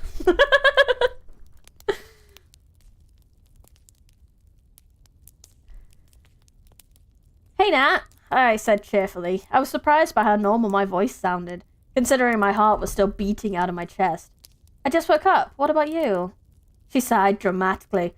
Well, I'm trying to work on our history assignment that's due tomorrow, but my sister has some friends over, and they're being brats. Quit it, Molly! There was a chorus of giggling, followed by more of Natalie's yells. Something made a thump and as it was thrown against the wall. Anyway, Natalie said, I was wondering if I could come over and we could work on our homework together. Maybe hang out a bit. I can be there in 20 minutes. The hope in her voice was evident. I always assumed that Natalie had a million friends outside of our group because of her outgoing nature. I figured she hung out with other girls all the time, but something in her voice made me reconsider those assumptions. Maybe her loud volume and energy were a turn-off to most of the kids here. She had Carly, but Carly didn't strike me as someone who would like to hang out, gossip, and do each other's nails and makeup. Maybe Natalie was excited about having our new friendship, as excited about having our new friendship as I was. Sure, I said. I realized the excitement in my voice was real. I needed some girl time to get my mind straight, and Natalie was the perfect girl for the job. Hard agree. Oh yeah, since protagonist woke up really tired, have you ever had your eyes completely covered with those yellow rocky things that form when you're sleeping? I believe that's called conjunctivitis, and I used to suffer with that a lot when I was younger. I used to have eye drops, and sometimes I used to have them administered while I was in school. This is when I was we're talking elementary school. And the lady who did them was a terrifying lady. She was the scariest lady in the school, and she did my eye drops, and it just made me more scared of her. Probably wasn't scary, but she seemed scary when I was younger.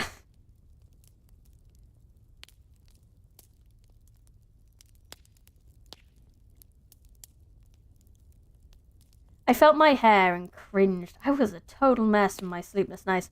Make it 30 though, I have to get ready.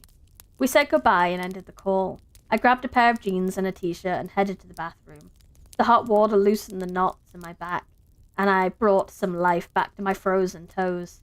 I could have spent 30 minutes in the shower easily, but I forced myself out after 10, dried my hair in a towel before throwing it into a high, messy bun. I decided to forget the makeup and headed downstairs, down to the kitchen instead. Caffeine took priority. Tea! I thought that was completely normal. No. I mean, I think there's like a level of it that's normal, but if it happens too often, then yeah, it's probably conjunctivitis.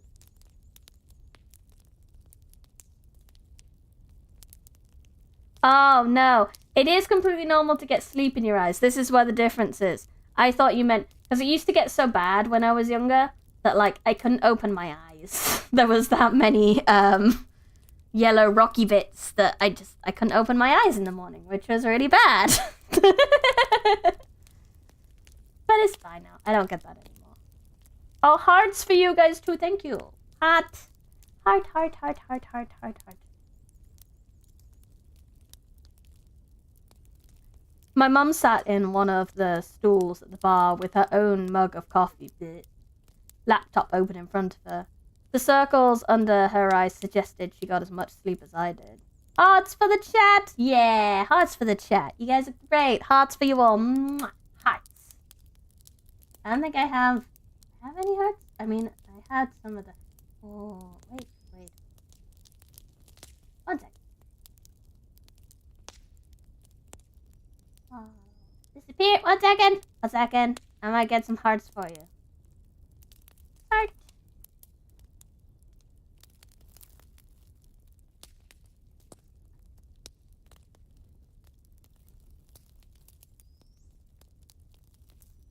Let's just stick it.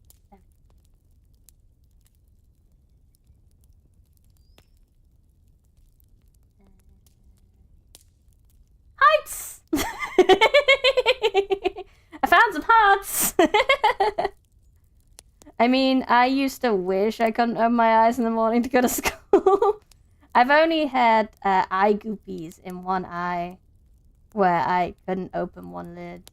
I just pulled that stuff off out as a kid, then proceeded as normal. Fair. That's how it should have been. And apparently I wasn't bothered as a kid. My mum was, though. So my mum got me to the doctor's to get eye drops and sort that shit out.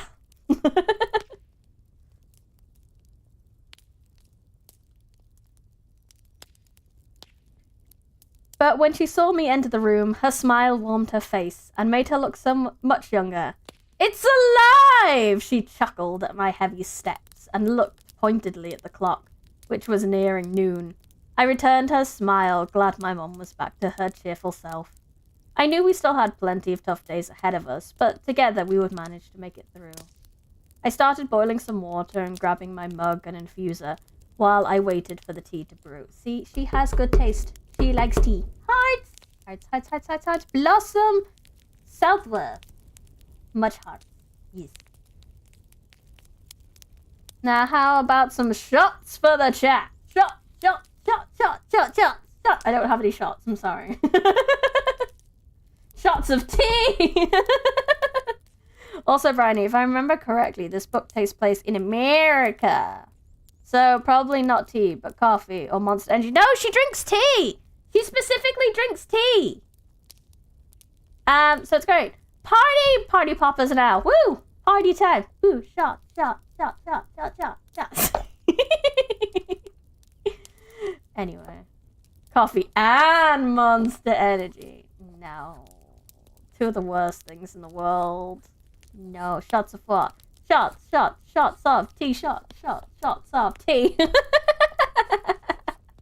One shot of tea, one shot of coffee, one shot of Monster. And a shot of water to get it all down. Sugar-free Monster. Oh god, you guys make me laugh. You guys make me laugh.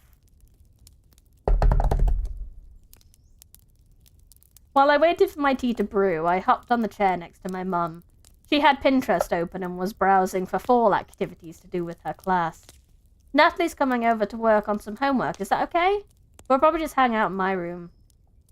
I knew she wouldn't care, but years of asking for permission stuck with him. Now, it's not just acting for permission. It's, what's the word? You know, it's being considerate to the people you live with. You tell them when people are coming over. Love tea here in the UK. Yes, we do. Yes, we do. Tea is great. My mum looked at me out the corner of her eye and smiled. It was a knowing look that said she had always expected me to fit in here.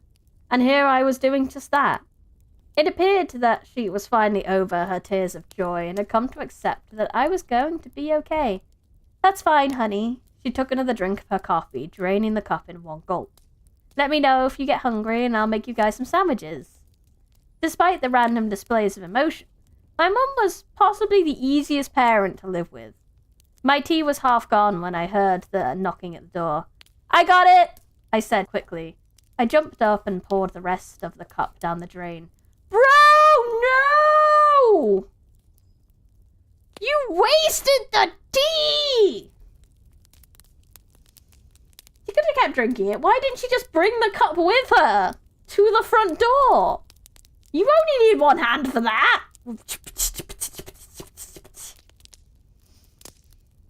I don't really find tea that useful when it comes to caffeine, so I just resort to drinking energy water, which is healthier than most caffeine sources. Energy water. Just don't roll up at a barbecue with coffee. You won't get invited to any of the neighborhood grills. I know Blossom Southwest. That's just absolute rude. The worst thing she could possibly do. My mum hadn't moved from her seat, and she smiled wryly as I left the room. I answered the door and found Natalie waiting on the porch, her floral Vera Bradley backpack slung over one shoulder, and a small pink tote hanging down her waist. "I brought provisions!" she announced before opening the bag in my face, revealing what had to be several pounds of candy. I raised my eyebrows at her questionably. "Stole it from the brats," she shrugged, and walked through the door. I laughed at her expression, wondering what it would be like to have a sibling to fight with and steal from. My parents had never shown any interest in growing our little family. And now the option was off the table. I snagged a piece of chocolate and followed her upstairs. Natalie remembered the way to my room easily and wasted no time in making herself comfortable on my bed. I was glad to see she was also wearing jeans and a graphic tee, with no brush of makeup on her face. Natalie extracted her history book out of her backpack and followed by a notebook and worksheet that we were supposed to have filled out by now. Please tell me you're already done with the assignment and I can just copy your answers. She made a puppy dog face and brought her hands together, pleading. I laughed and grabbed my own textbook and worksheet off the desk. Truth was, I had been way too distracted by the idea of my mysterious letter writer to even think about doing homework. Natalie might have saved me a failing grade by showing up and forcing me to work with it. Well, I wrote my name at the top. Does that count? I showed her the blank sheet, and she tried to pretend to faint at the sight of it, lying back on my bed with hand pressed against her forehead. We both laughed and got our pencils out. I'll start at the top and you start at the bottom, and we can meet in the middle and share each other's answers for the rest, she said, and we both got to work. It seemed like a good idea to knock the assignment out quickly, but after a few questions, I could tell we were both getting distracted. Natalie had stopped flipping through her book for answers and was instead sitting with her chin in her hand, staring off into space. My attention was getting drawn to the window where the curtains were open wide to allow natural light in and give a perfect view of the cursed woods. Like Zippy GameStop Dollar Store water mixes and any other powdered water mix with caffeine. Can't say I've tried those. They kind of worry me because I don't really tend to get along with energy drinks in general. Getting a Magnum? Oh, lovely. It's a bit cold for a Magnum though, isn't it?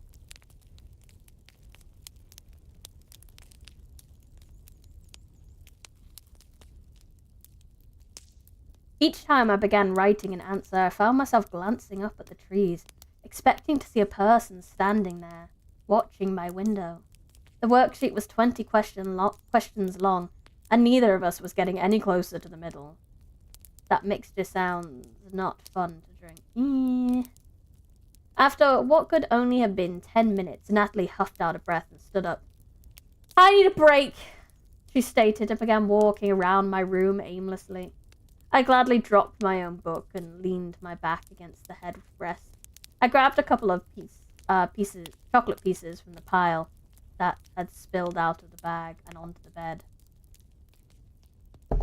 Shooting the tinfoil balls into the trash can by my door, I relaxed and let the chocolate melt in my mouth.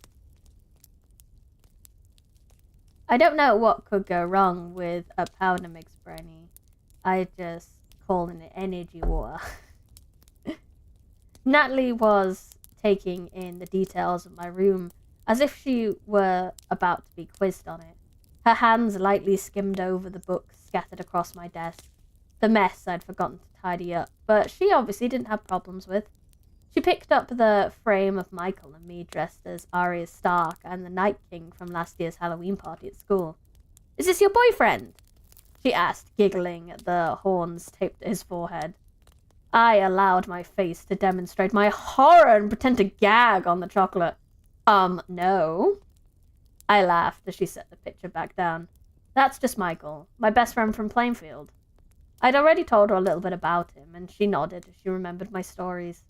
Moving on from my desk, Natalie worked over to my dresser and began to open the drawers. Now that's just rude. Rude. Hey, what if her friend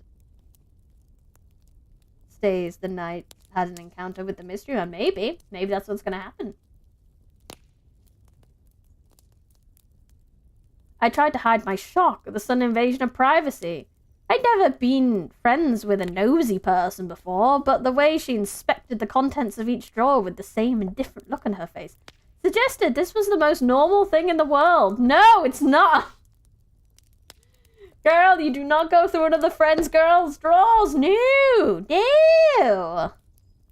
I I guessed I didn't really care if she wanted to check out my clothes and underwear, but my discomfort turned to fear if she moved around the room. She was heading right for my nightstand, where my 3 letters were tucked, so not so safely inside. I held my breath as she reached the nightstand and opened the drawer. I squeezed my eyes closed, hoping she wouldn't see them or simply ignore them. They were just 3 folded up sheets of paper after all. They couldn't look that interesting. But I knew I was in trouble when she gasped. "What's this?" she exclaimed. "Don't look through people's drawers. I know, it's weird, isn't it?" She found one of the letters and is already reading it, I thought sadly. I opened my eyes slowly, trying to come up with an excuse that would explain the letters without launching to a spiel about mysterious stalkers in a possibly haunted attic. I was getting ready to spout something about a stupid role-playing game, but stopped when I saw what she was holding. It was a leather-bound book my parents bought me for my birthday 3 years ago. When I started showing a real interest in art, she sighed as she plopped onto the bed with it, knowing there wasn't anything incriminating within the pages. "You have an art journal?" she asked, flipping through the sheets. After 3 years, I hadn't filled it completely, but there was still plenty of sketches to look through. I didn't keep a traditional journal, instead choosing to fill the pages with whatever pictures popped into my head at some of my most emotional moments. "I keep one too," Natalie said. She nodded at many of the drawings and raised eyebrows at some of the others. "These are really good, Cammy. I'm impressed." I smiled at her interest. "Thank you." Discreetly, I closed the drawer and pretended to be looking at the pictures over her shoulder. A bead of sweat ran down my forehead. I felt like I just dodged a serious bullet. "Hey, let's read Bryony's diary. Sonic fanfiction. Bryony watching over Void in the hospital. Void, no, I should have locked it now. I lost you to a Sonic fanfic. Who will be my biggest fan now?" That is a sentence. Part of me wondered if I should just go ahead and share my secret with her. Maybe it would be better for me, safer, if someone else knew what had been happening. If I did wind up missing or dead, the letters would certainly be a key item in bringing down my murderer. But as much as I was referring to the letter writer as a stalker in my head, I really didn't believe he had intentions to harm me. His methods of reaching out to me might have been slightly creepy, but also I couldn't deny it was a little romantic. Maybe there was a reason he couldn't approach me yet. The bottom line was, I wanted to see this mystery through. Right then, I felt like I had a little bit of control over the situation. But as soon as I shared it with someone, I would lose that shred of control. Natalie would tell me not to go through with the plan I'd been strategizing for that night. And who knew what she would do with that information? She didn't have the tightest mouth, and if she let my secret slip to our friends, or heaven forbid, my mother, I would never hear the end of it. I would never uncover the truth behind the letters, or be able to see it all play out. I steeled myself and made the decision to keep my letters a secret for as long as possible, until I could figure out exactly what was going on. I needed everyone to stay out of my way. It's not that I don't mean to not put no emotion into it, but I'm just kind of like processing it as I'm reading it, and I didn't quite understand. We spent the rest of the afternoon gossiping about how nothing important, and eventually we managed to scrape together answers for all the questions on our own worksheet. By the time Natalie left, my stomach was bloated with half a bag of candy, and I had a serious sugar high, fueled by sugar and the newfound confidence I always received after hanging with a friend. I sat at my desk and prepared for whatever the night would bring. Gingerly, I set my pen to a piece of notebook paper, smiled, and began to write. But what she's going to write, we will unfortunately have to wait till next week! Thank you so much, everyone, for coming. But this is unfortunately the end of the stream. If you have not already, I would highly appreciate it if you would leave a like on the video and subscribe to the channel. Thank you everyone for coming. Thank you everyone on Twitch. Thank you everyone in the chat. Thank you everyone on YouTube. Thank you anyone who lurked. And thank you to anyone who watches the VOD. I appreciate your support wherever you may enjoy my content. Thank you, Jake.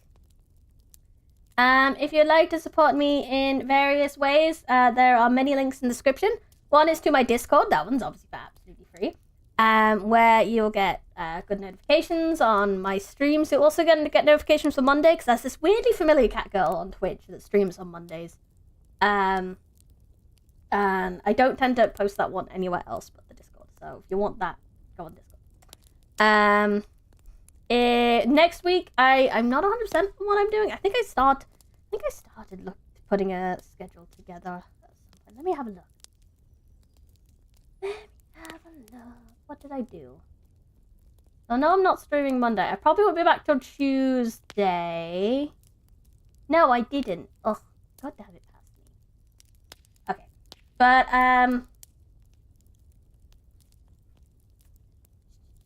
I will be streaming on Tuesday. I'll be streaming Library of Ruina on Tuesday. Then I don't know for the rest of the week, but I can tell you that this book will return on Sundays, as per usual, with my reading to you Sundays. Mwah. I wonder who that cat would be. You can join members only book club. Bryony will send you tea in the mail. No, I won't, unfortunately. But if you'd like to support me in monetization ways, there is the Patreon, where you can get one exclusive stream a month and a short story a month. There is the Kofi, where you can just throw money at me. There is a merch store on my website that has notebooks, t-shirts, ebooks, and physical copies of the... How many books? 5 books I published now? It's kind of scary to say that. 5. Is it 5 or 4? It is 5. It was Moon 5 I put out recently, wasn't it? But yeah, just go click them. Go click all the links in the description and in the about bit. Throw 16k at you. Bryony dies. Shut up and take my money, me. Then go give me your money. It's all the links are in the description to give me money. But only do it, like I said, financially. When's Moon 6 out? At some point. I don't have a date for you yet, but Moon 6 is on the way. On the way. I'm doing my best with it, but things have been busy. But other than that, once again, thank you everyone so much for coming. There's a few extra subscribers today, so thank you so much for subscribing. I really, really appreciate it. And I will be back on Tuesday. I had fun. I hope you had fun. This has been Bryony Rose Smith, live from the Forbidden Library. Goodbye.